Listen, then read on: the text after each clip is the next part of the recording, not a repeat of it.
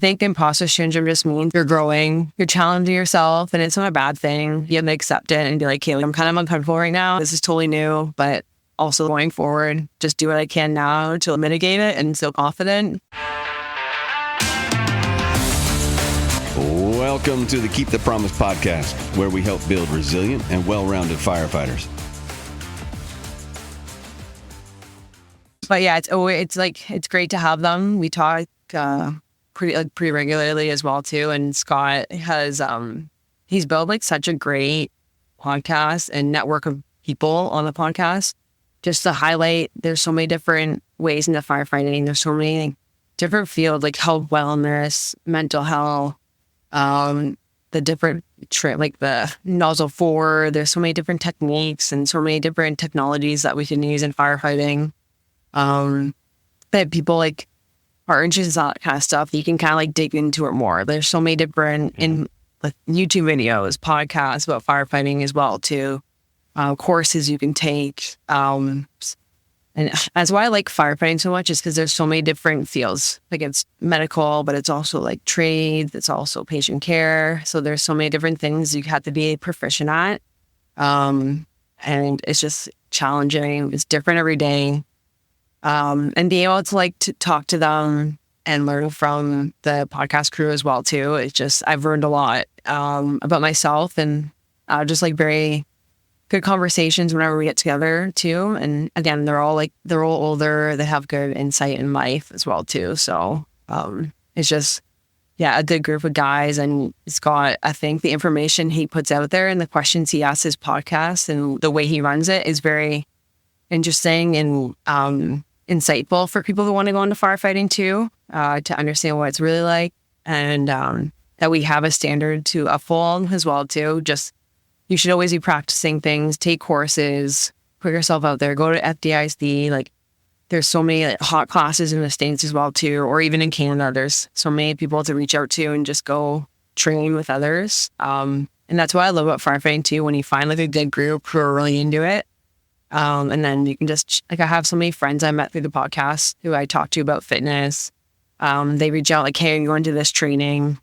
I made like really good connections in that way. So it kind of just, if I ever feel like a lull, these people, I feel like they reach out at the perfect time to like kind of keep the fire going. So yeah, it's always like fun to talk to others about firefighting too. I find it hard to believe that you have time to find yourself in a little, like, I don't think you ever stop. That's why we had such a hard time scheduling all this, because it was a non-stop life, which is admirable. Yeah, I don't know. Like I think I've just picked things I really enjoy in life, and that it never feels like work. Like I enjoy, like I love going to work. I love training. I get to hang out with really cool people outside of work. I get to learn things through the podcast and through mentorship and stuff like that too. So I don't know. I think just knowing yourself really well and knowing what you're good at and interested in, and just kind of sticking with those things. Like I know people reach out like, hey, you're really good at this. I'm like, I would be, but I have no interest in it. So it's like, that's okay. So I just like, okay, I'll bite. So what are the aspects of the fire service that you're most interested in? Give me the top three. Top three. I do love like the mental health side of stuff. Also like firefighter health and fitness. I love the training aspect and just like, getting out and like training. And I know it's like sometimes hard just with our department because you're running calls all day. So like taking courses and networking a lot outside of it has been like very enjoyable, and just mentoring others. I love, it's very rewarding when people reach out and they are strong candidates and they put the work in as well too. I find it's very rewarding to help other people into the fire service who are putting in the work. As like, because I looked at them and I remember like when I got the call and like how many people helped me to get hired into it. So it's very rewarding when someone who loves as much as you do says like, hey, like I just need help with this, and you give them a task and they complete it and then they come back for more. So I love those people who are like very eager, because then you want those kind of people in the fire service because you know that they'll also put in the work. I'm kind of bummed because you never mentioned anything about like the hazmat side or the tech rescue. Like it's it is hurting my inner nerd that you didn't even mention any of those things. She like hazmat?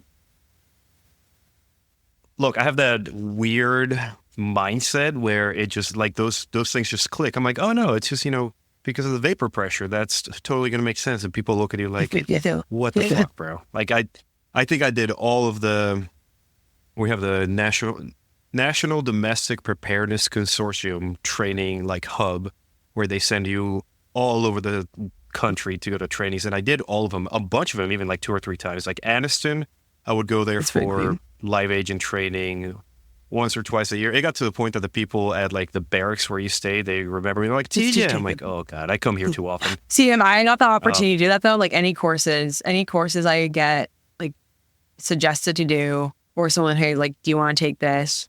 Or there's any opportunity at work to take anything. Like I'm doing instructor 1 right now. So any opportunity I can like kind of continue learning. Yeah, definitely take that.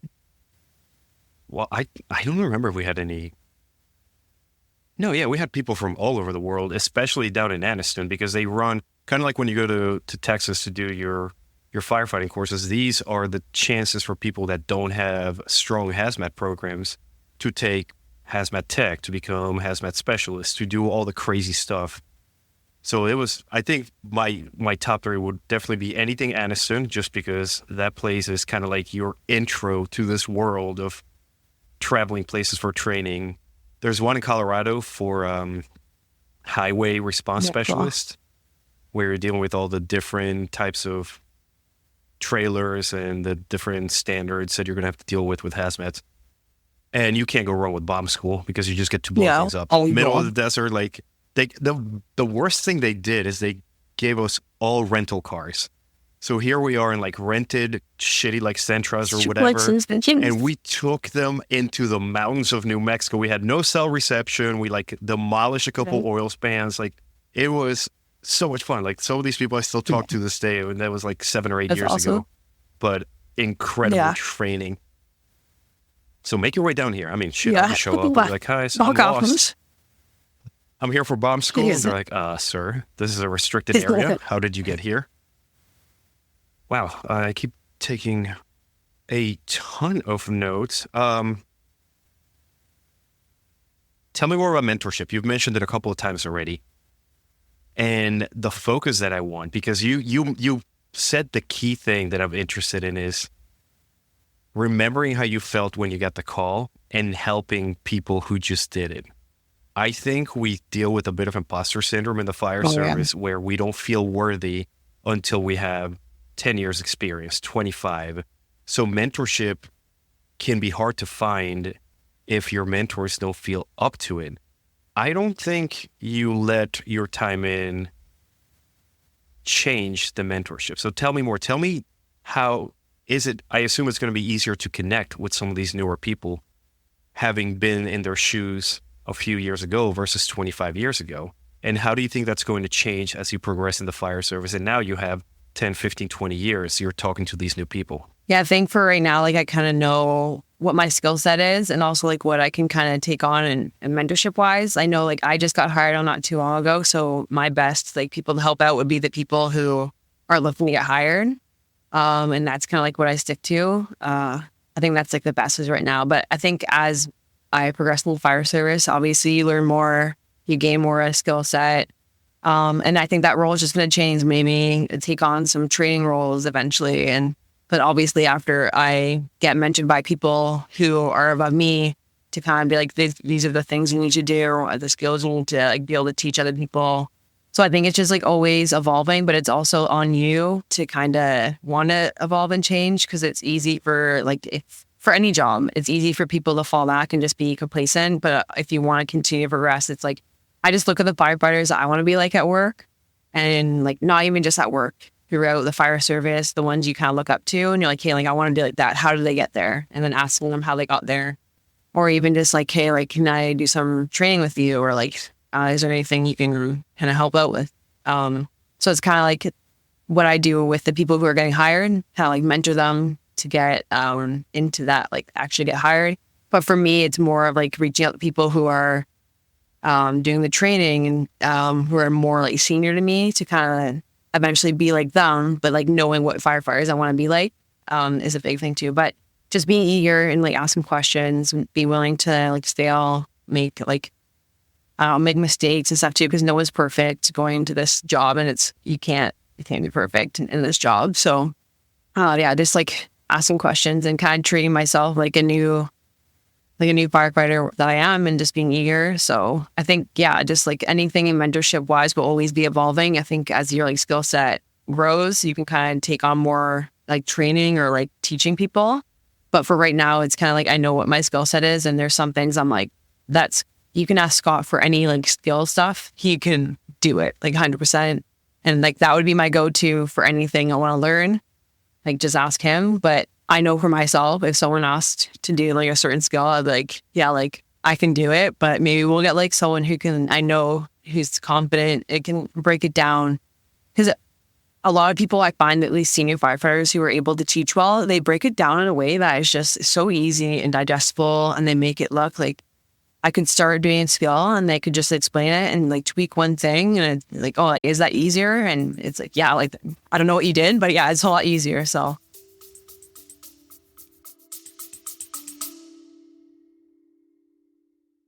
This episode of the Keep the Promise podcast is brought to you by, us. We didn't just choose this life. We took an oath to be aggressive when the situation demands it, an oath to stay fit so we can give our best when the stakes are highest. But let's be honest, this job isn't just about fighting fires. It's about resilience, readiness, and being well-rounded in every aspect of our lives. That's where Keep the Promise steps in. As a patron of Keep the Promise, you're not just supporting a podcast.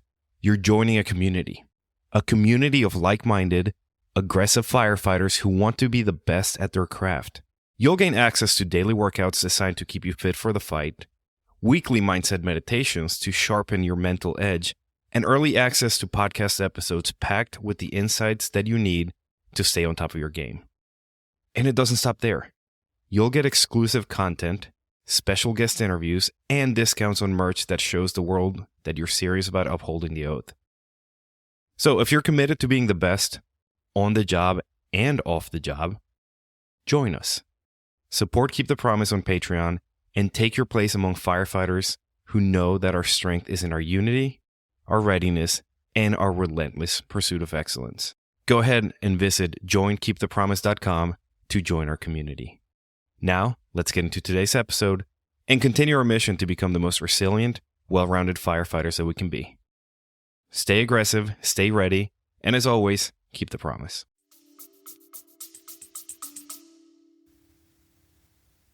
Do you ever think you're going to get to that point where you're experiencing that imposter syndrome? Once I got hired, I did. It didn't feel real when I got hired, because I was like, I don't know if I'm like deserving of this. Like, I feel like I didn't do anything, but I look back, I'm like, well, like I did a lot of like cool jobs, and I did like a lot of training and everything to get hired. But it almost feels like how did I do that? Like, everyone always tells you like, oh, like it's so competitive, like it's going to take you forever.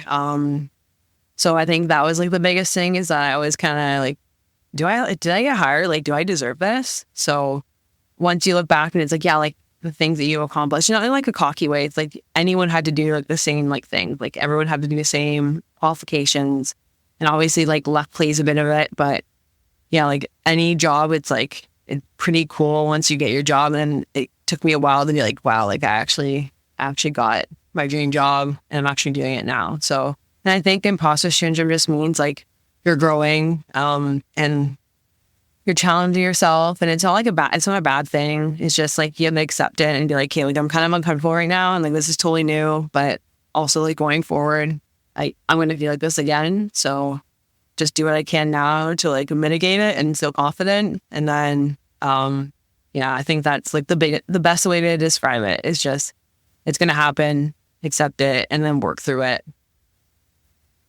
Of course you have a plan. Like there's that project manager shining through. I were on notebooks. Who still win it? Oh yeah, what's your favorite note-taking methodology? Like right now I'm fucking with bullet journaling, which so far happens to harness my insane mind the best that I can. So what's your honestly, like I have a notepad and I just write down any of the things I had to accomplish, and like any of the to-dos or any tasks I have to do. And then I have like a physical calendar because I like writing stuff down. Just I bring it to work and the guy's always like, "Oh, I'm making stuff on your agenda there." I'm like, "Yeah." Do you highlight it? Like your pens and everything? I like writing stuff down, but also like for goal setting, I have, if people like, I don't know how common it is to like set goals and like break down stuff, but I have like a Google Doc and I'll just put everything in there for the year because then you can just change it easily. And I break it down as to like fitness, events, career-wise, education-wise, relationships with like friends and family, any like passion projects, so like the podcast, like that as well too. Because it kind of just like makes everything more clear, and also I know what to say no to now because I used to be a yes person, like yeah I can do it. So just like having a clear vision as like what I want to accomplish and like what I want in my life, I think it's been like life changing for me, like kind of just being able to like dial into the things I like. Okay, way too many questions about this stuff. I love this. First of all, let me just say that I love this entire idea of the goals document because, I mean, you nailed it. Like, it tells you what you can say no to. And in this, like in the fire service world where we know our mental, like our brain power is so easily depleted, having that, you can call it a crutch if need be, but having that thing written down that you can say, oh, these are the things that I need to focus on, is a good way to bring a little bit of order into our otherwise chaotic experience. So is that one of those things that you do like at the beginning of the year, or when do you set your goals? Okay, 3-part question. When do you set your goals? How do you track them? And how often do you tweak them? So when I set them, I normally have the beginning of the year, unless something comes up as well too. So I'll just like update them at like, if things come up or new goals that I had set. I review them like every month-ish, depending on like what's going on, like, and if I need to make any adjustments too. Like it's just like a live document. So if anything comes up or like if anything changes, tracking wise, if it's like a course or something, obviously that's just like when the date done, any events and stuff like that as well too. I'll just like but normally I have like specific times I would like to complete for courses or like, or for events. So like my coach and I will talk about that kind of stuff based on my training. And also just like there's like races I want to do. And there's just like, I have specific fitness goals with that. And also there's like, I think a big thing too, people don't realize it's like having like goals with your family or relationships and stuff too, like that. Just like, okay, like I want to see my mom X times a month, or like I want to see, like talk to my sister once a week. So just like really working on like good relationships too. And yeah, just career wise too, if there's anything like course wise I want to take, making sure I have that there. And yeah, it just like, it doesn't take too much time. And it just like really, I find it, clears my mind. It gets everything out. So then I can like really be like present every day. I found that like before I'd always have like this ongoing to-do list in my head. And then I'm going to be like so out of it because you're just like thinking like the future. You're like, hey, you have to do this, this, and this. So then I would like hang out with people and I'd be like totally out of it because I would just be worried about everything I have to do. So then everything is just on a notepad or on a document. So it just clears my mind. So when I'm with people, I can just be with them. We have had a ton of takeaways from this episode, and I think that just became my new favorite one for today because it's something I wish I had done like from the beginning of my career. And I love how you basically narrow it down to, I am going to spend time with X person, Y amount of time in a week or in a month, because just like anything else, we can half-ass it. I can say, oh, fitness. Yeah, I'm going to do fitness for the year. Okay, that could mean working out every day for a whole year, or that could mean working out once. Like being able to really narrowly define all of those things and all of those goals and being brutally honest with yourself when you do or don't accomplish them. At least for me, that would have been a game changer many, many years ago when starting this. So those listening, if there's anything you take out of this, in addition to all of the incredible value that we've gotten up until this point, create that yearly plan. It's already end of 2024. You have that perfect excuse to set yourself up for success for 2025. Write that shit down and track it mercilessly and be honest with yourself. Especially with the fitness. I find that people, if you need to hire a coach. If you need to like buy like an online program, buy an online program, but also like track it. Like I think people see people doing really cool events or like doing marathons or doing like Ironman, and they're like, hey, like these people are superhuman. It's like, no, we just are really well organized. We're kind of a bit different. Sometimes you just have to be like, if it's on the calendar, you just have to do it. And like sometimes, like obviously if you're sick or not feeling well, that's one thing. But also like some days I think people think I'm always motivated. And like I do love training, but some days I don't want to train. Some days I just don't do anything. So it's just like having that accountability and like putting it in the calendar. Like, hey, like I know I have to go do this. I know I have to do like this or meal prep or something like that. Just makes it so much easier. And then if people want to accomplish like these kind of goals, it's just organize things and build it gradually. I think people too, like if you want to get into running, just build it up gradually and then see it as like a couple year plan or like a 2 to 3 year plan and pick something you like as well too. I picked like endurance sports to pursue. I knew I'm like, okay, like I can't do bodybuilding forever because I know like it's just not for me. I don't want to do like the things that they have to do for like long term, and like long term I want a family and stuff as well too. So I'm like, okay, like that's not a sport I want to pursue. So for endurance stuff, I see like when I did duathlons, like it was last year, I did one. There were 7-year-olds on bikes and they were like crushing me. Like, they were going so fast. I was like, hey, if they could do it at 70, I'm like, I could do that sport for a long time and enjoy it and then build my fitness up to it. So when I'm that age, I'm already good now, but imagine like when I'm 70, so being able to do like triathlons and like running and stuff too. So it's so cool to just like pick something you're passionate about, but also see yourself doing long term as well too. Because fitness should be lifelong and health as well too. So. And that part of the long term, I think, is something that we really miss in the fire service world because we are used to that very short term feedback loop. We get a call, we go, we do things, we come back, and it's been maybe 2-3 hours, and we get that immediate feedback. Yes, this worked. No, this didn't work. And spending enough time doing that and not paying attention to the long term kind of conditions us to just expect that quick fulfillment, that quick feedback loop. So making that really conscious effort to say, I'm going to set a goal for 2 years from now, or I'm going to make sure that I spend 1 year meticulously tracking my fitness. It seems torturous. It seems like such a pain, but it's a wonderful balance from this like super quick life that we normally live, being able to have those long-term goals and long-term ideas and how to accomplish them and realizing, okay, maybe today I'm going to be able to give only 80% of the gym, but that's going to add up when I look at that year, like zoom level. Yeah, exactly. Wow. We have completely fallen off the rails from the questions that I gave you, which I absolutely, absolutely love.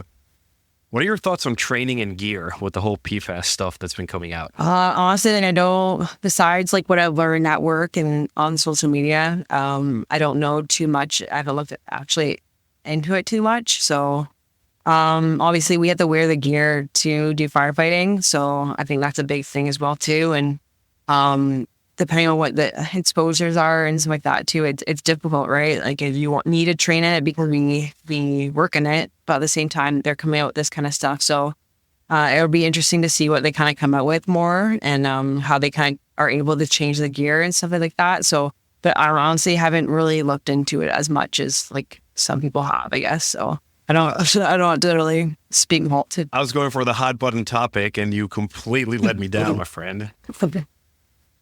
I was hoping to spark some outrage. I'm like such like a person. I'm like, I just want to keep the peace. If people can make your own opinions about what they want to do and what they don't want to do. So Yeah.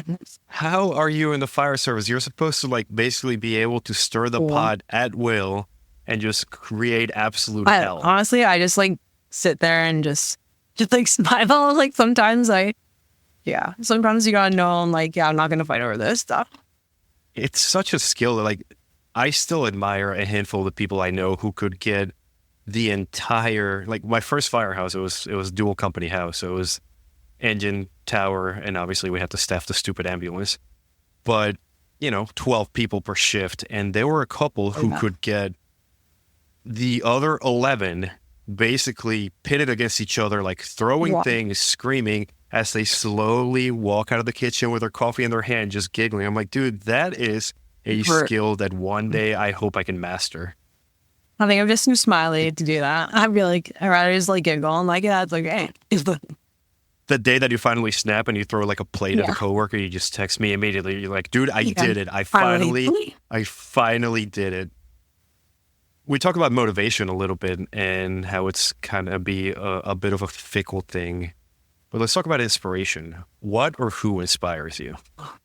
I think a lot of the firefighters I work with, and also like firefighters that are outside of my work, just like I kind of look up to, and people you want to be like when you're more of like a senior firefighter too. So just kind of like trying to emulate what they kind of have done in their career and learn from them. That's a lot of it. My family too. Like I look up to my parents and my siblings a lot. I'm very close with all my family, so I'm very lucky in that aspect to have that relationship with them that I do. Also, just like there's a bunch of athletes as well too. You see just people I get coached by or people in my life I look up to, and just like their like determination, their skill, just like should be able to show up on tough days as well too, and also just not even just like firefighting people with like the skills, but also people who are like trying to make change with the mental health stuff, the fitness, firefighter, like with the cancer and stuff like that as well too. And just those like people who are trying to make a change and make the career a bit more safer for us, and trying to take in all the variables as well too, not just like the gear, and just be like the mental health, the fitness, the nutrition, the things that we do on the job to make it a bit easier on our bodies as well too, and the ergonomics as well. So just, it's always interesting to kind of look into those things a bit more. I find that having like a well-rounded bunch of people in your life to inspire you in each field is really good. Like there are specific people I can kind of name off, but generally like there are people in every field of my life I kind of look up to, and people even like coworkers or like people who I know who are in like good relationships. I'm like, hey, like I aspire to be like have a relationship like that one day, or like have like a friendship like that one day. So it just, there's so many things you can kind of like admire people for. And it's like also like defining what's important to you and what you want to live your life like. So it's like you kind of look for those people, you ask questions like, how did you accomplish that? Or how did you get there with your relationship or friendship? So and being like very curious about those kind of things too. You know how they say that you're the product of the people you surround yourself with? What I'm noticing is that you're taking the aspects of those people that you admire the most, and you're like plucking, like you're becoming that super person, that superhuman, by taking in all the good things from those around you, which is something to be like, there's something to be said for that. I think it's people being like very self-aware and like knowing like who you are as a person, knowing your strong point, knowing what you bring to the table, and also like knowing what you need to work on. There's some areas in my life where I'm like, hey, like I need to improve on that, or like I'm really strong in that area. And not being like hard on myself for it, just being like, hey, like I need to work on those kind of things. And also, just working on past things as well too. I find that like anything like in my upbringing or anything in the past that kind of has bugged me, just like talking to someone about it, or like talking to someone who went through it with me, and like having such a clear mind in regards to like nothing, like I don't know, I feel like I've worked through most of the things that would bug me in my life. So then again, like clear mind, being able to like be present. So then the day-to-day things come up, and if there's anything that bugs me day-to-day, I can deal with. So like those things in the past don't bug me because I already worked through them. And also like knowing if you're at a call or something, it's like, I know there's specific calls that'll bug people, and like being very self-aware as to why that call kind of bugged me is a big thing as well too. I found, because there are specific calls where I'm like, Hailey, I can relate to that in my personal life. So I like being self-aware, being like, I need to like decompress a bit here, because it's like, I can relate to that call. So I know, I'm just like, I guess like self-awareness is like a huge thing as well too. Self-awareness is a huge thing when it comes to mental health, and especially firefighter mental health. And that's something that you've mentioned a couple times already. So give me your take on fire service mental health as you see it. I can only really speak about like for myself and like what I've kind of seen. Like I know like what other departments kind of do for their firefighters, but I know like what my department does more. So it's just like I think we have a pretty good team in place. But also having good mentors for myself has been really helpful. But also not relying on the people in your life to talk about all the problems with. Sometimes it's like okay to get a therapist, and like it's okay to have that relationship with someone. And obviously it takes time to build a good relationship with a therapist. So I encourage firefighters to do that in advance, like right when you get on the job, so that if something comes up, you're not in that state where you're scrambling to find someone to build a relationship with. Because say you have a traumatic call, you need to talk to someone, you need a therapist. I'm not in the state of mind to be like, okay, like I'm here. You don't know my baseline. You don't know like what I'm like day to day. So I'm coming in to you at this like heightened state. I'm already frantic. And I don't know, do I trust you yet? Like, I don't know what our relationship's like. So for me, I found it was very helpful. Right when I got into it, I started with someone so that he knew my baseline. And if anything did come up, we would talk about it. Then he would know like if I was a bit off or like anything like that as well too. And I trusted him in advance. So I was able to talk to him about those types of things. And because I knew like I could trust him, we had that relationship built. So I just know like what I've seen work well is for myself is just having someone that I can talk to if things come up, but also for like other life things as well too, and goals. And I can talk about just like the firefighters that I know like are on my age as well too. We're pretty open about talking about mental health. Like I have a couple of people I would reach out to and talk to about calls, stuff like that. Like obviously my sister, and I have a couple of friends as well. And also like I have Scott as well too. And I find that some from senior firefighters, like I could talk to Scott about mental health whenever. He's very insightful and very open about it. But I don't know, like some aren't as open about it. But I find that the people I work with are very good about talking about call-off and stuff too. So I guess I can't speak about everyone. I can only speak about like what I know from my own experiences. But I encourage others to like put that, I guess, like framework in place before like call happens or like a stressful call happens, or even like a life event. Like life is stressful. Mm-hmm. You're trying to manage stressful events, but also like you manage your own life too. So it's nice to just like have someone else to talk to, so that when you go see your family, you're not going like, hey, these are all my problems. Like when I talk to my sister, I get to tell her all the exciting things because I've already like talked about the other stuff. Yeah, you don't want to. Sometimes it can be burdensome for the family. Like we know how to kind of deal with those things. We have that support system. It's kind of really hard for our family who is out of it. They're like, oh, you just told me about the super messed up call you just had. What do I do? And that can be a little selfish on our part to just dump that on our horribly unequipped family members to have to deal with. And to your point of having that support framework in place beforehand, this is my story that it's what I always tell people, that the smartest thing I ever did was find a therapist when I first started. I think I started seeing her in 2014. And fast forward to 2018 when we lost Nate, I don't remember getting back to my apartment. But before I passed out from exhaustion on the couch, I called her and I said, hey, the worst thing that could have ever happened just did. I need to talk to you. But by that point, I had already 4 years of building that rapport with somebody who knew me and understood me, who immediately came back and said, okay, this is what we're going to talk about. This is when you need to come see me. And this is the timeline for what's probably going to be going through your mind. And I know a lot of the people that I went through that event with were, like you said, left scrambling, try to find someone in an already super heightened state of mind and a very mistrustful state of mind. And finding help at that point is going to be extra difficult. So yeah, that's my personal experience. Like, the stuff that I went through is proof that it's important to find that support system well before any sort of event happens.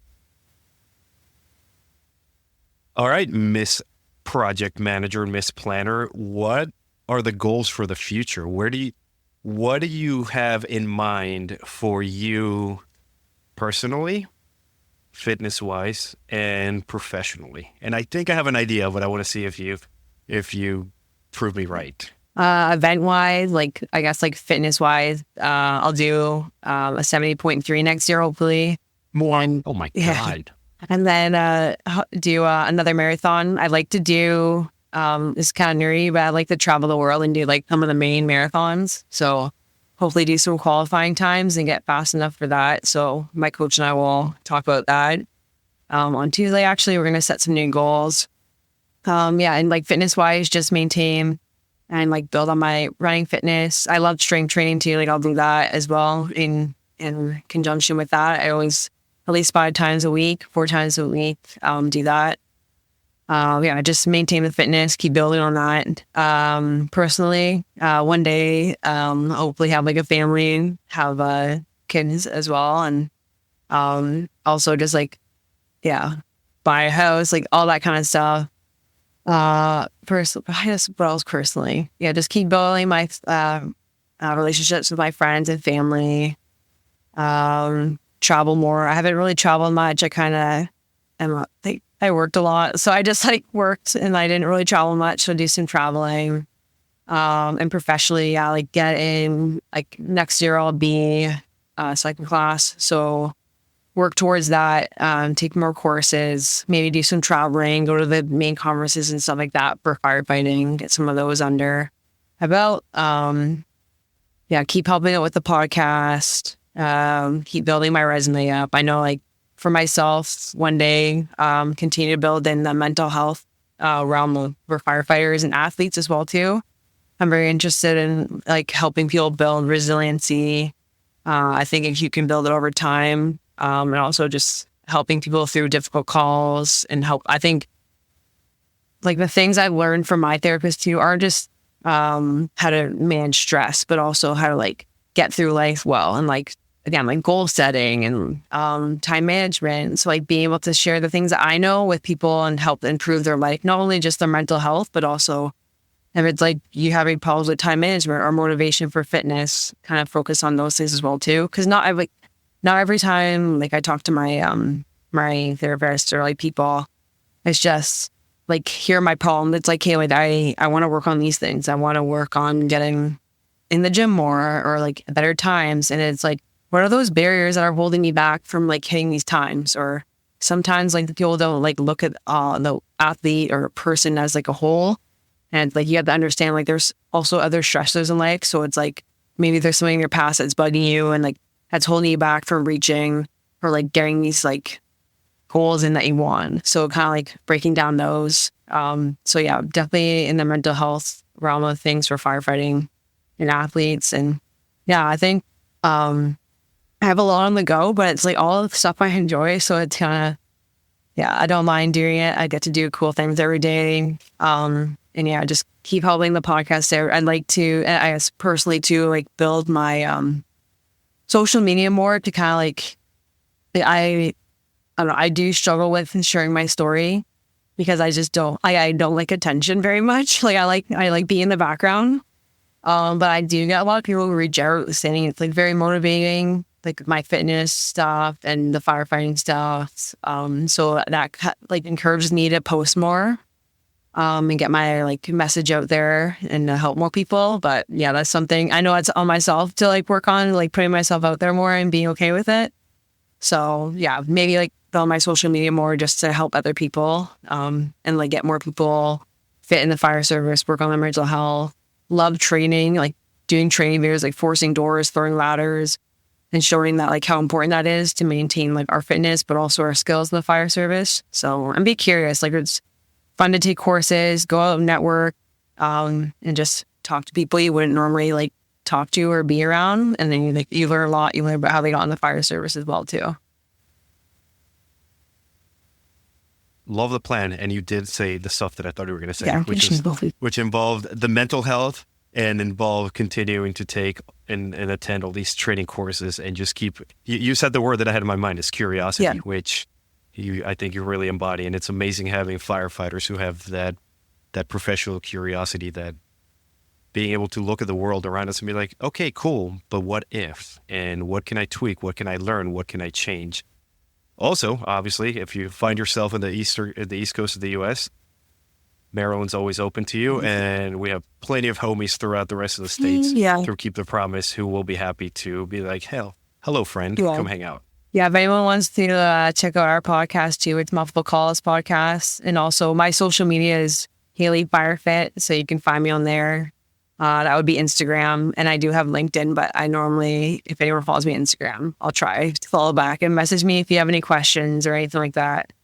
I love to hear from people, and it's always cool to connect with American firefighters too. So LinkedIn, you are like just proper. Well, fancy. Yeah, well, I got into it. It was good for networking. It was good networking. Oh, I bet. There are some people that I follow on there that I'm like, I cannot with the corporate circle jerk. You guys are absolutely killing me with this. So we know where to find you. We know what podcast you're part of. But the parting question, which is one that I did not send you. What is the one failure that you cherish the most? Ooh. I think, what would my failure be? I think I failed a firefighting test. Not like the written, but like a physical one. And when I was like small, when I was like, I was like, again, like fit, but I was not fit to do this job. And like, I think like failing that, I had a good conversation with my dad. And he said, like, you're going to fail at stuff and you just have to, like, what do you have to do to fix it? Like, you can, again, like, gloat and be sad about it. But again, like, what's the solution? Like, you know what you have to do. So then again, do you have to hire someone to help you put on weight? Do you have to, like, get a trainer? Or, like, what do you have to do to accomplish this goal? And then I kind of then saw goals a bit differently and, like, my failures where it's like, I failed at a lot of stuff and people fail at stuff. And then I find that people just give up or they don't continue. But I now see my failures as like, I'm just lacking somewhere. And like, okay, like if I failed at this, where do I need to fix? What do I need to improve on? It's kind of feedback. It's just, you're not, again, like proficient in a skill or something. So instead of seeing it like, oh, like I'm done now, like, I failed at this. I'm going to give up. And I find people just give up on things, but seeing it as more of like, okay, what do I need to do to improve myself? So yeah, I think people are afraid of failure, but I fail a lot. It's just, and like being able to like come back from it and just see it as like something different that we were told has been like a big change in my mindset towards myself and in my life.